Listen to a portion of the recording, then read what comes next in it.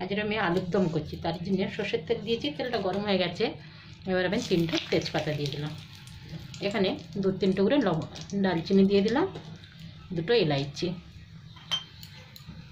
আর এখানে লবঙ্গ 2-3টে দিয়ে দিলাম। এবার আমি পেঁয়াজগুলো দিয়ে দেবো। মশলাটা ভাজা হয়ে গেছে,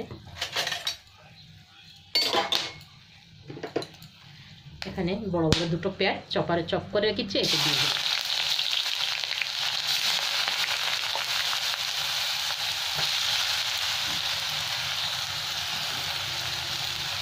এটা পেঁয়াজটা ভালো করে লাল লাল করে ভেজে নেবো।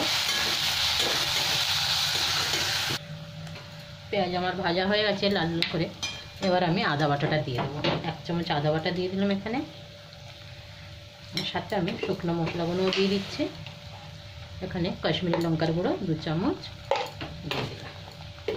এটা আমার ধনে পাউডার, এটা 1 চামচ দিচ্ছি। হলুদও দেবো, এটা জিরে পাউডার 1 চামচ পুরো দিলাম।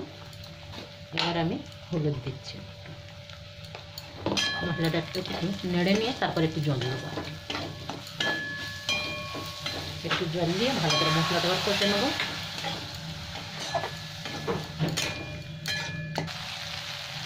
মশলার থেকে তেল ছেড়ে দিয়েছে। এবার আমি 1 হাতা টমেটো পিউরি দিয়ে দিলাম। এটা আমি বাড়িতে বানিয়ে রেখি টমেটো পিউরি, যখন টমেটো সস্তা যায় তখন আমি বানিয়ে নিই।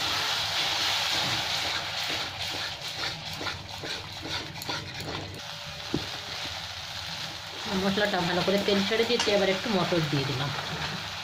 সাথে আমি সেদ্ধ করা আলুটাও দিয়ে দিলাম। আলুর মধ্যে একটু নুন দিয়ে সেদ্ধ করে দিচ্ছি। 2 সাইড থেকে অল্প অল্প করে কেটে দিয়েছি, যাতে একটু মশলাটাও ঢুকবে ভেতরে। এবার ভালো করে একটু কষে নেব।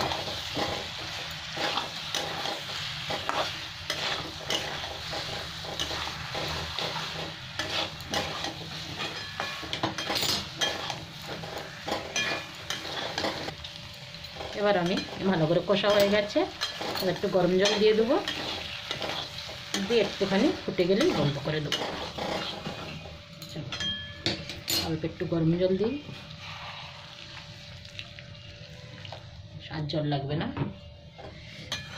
একটু মশলাটা ঢুকবে আলুর ভেতরে, তাহলেই হয়ে যাবে। এবার ধনে পাতা আর গরম মশলা দিলেই আমার রান্না হয়ে গেছে, আলুর দম আর পোলাও ভাত। আজ আমাদের দুপুরে লাঞ্চ হবে।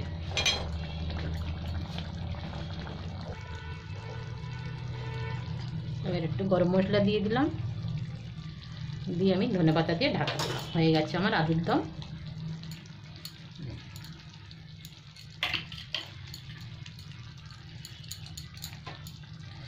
এবার আমি ঢাকা দিচ্ছি, হয়ে গেছে।